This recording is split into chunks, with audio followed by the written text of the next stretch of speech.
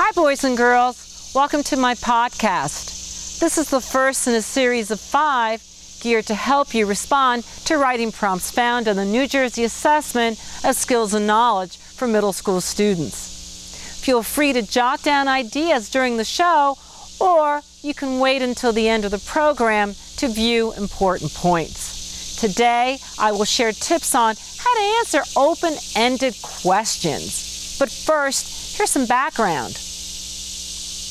Open-ended questions follow a 30-minute reading passage, which includes several multiple-choice exercises. Once a student has read the passage and completed the multiple-choice section, typically 10 minutes remain to answer open-ended questions. The open-ended may consist of one or more questions. These types of questions are not answered with a simple yes or no. Instead, they're answered in a paragraph format where the student will provide a meaningful response. Generally, a student will answer one type of question by using information from the text. We call that a right there answer because the information can be found directly in the passage. The open-ended question may also require the student to evaluate the text. This can be in the form of making a judgment that shows the student's insight. The student's response may extend ideas from the passage to other books, characters, famous people, authors, or historical and scientific events, and so on. However, it may simply require a student to bring in a personal experience related to the passage. In other words, a connection should be made by using a text-to-text or a text-to-world or a text-to-self approach.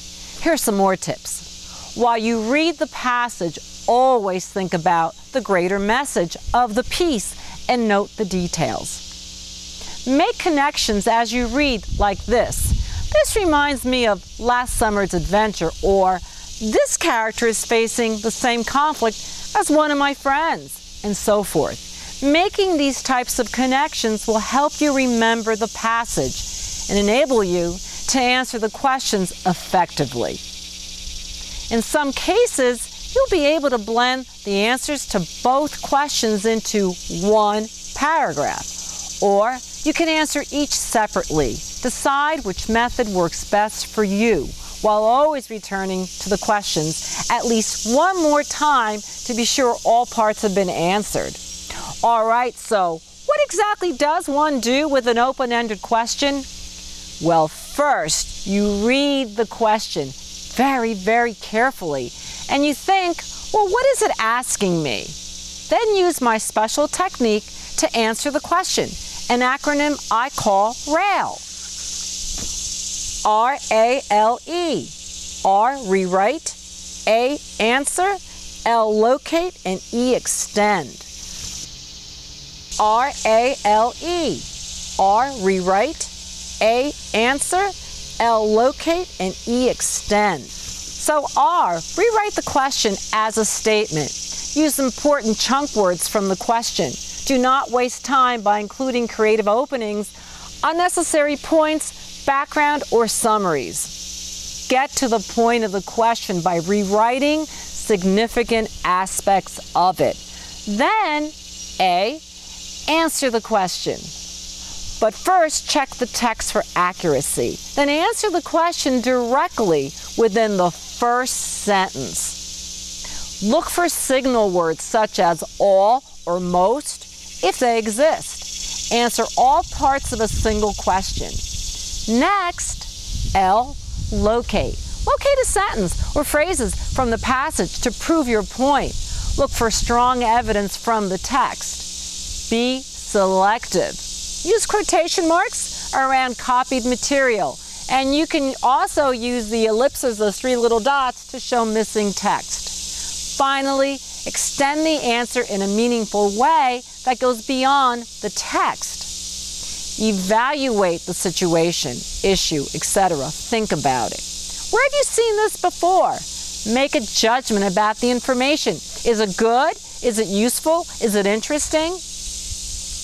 or make a connection to other literary material, historical, scientific, current world issues, or draw examples from your own life, such as your travel experiences or hobbies. Always reference your remarks back to the passage when you extend the answer.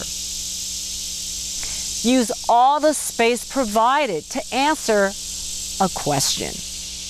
I want to emphasize to you, boys and girls, that the most important part of an open-ended question is to make a meaningful extension that relates back to the passage.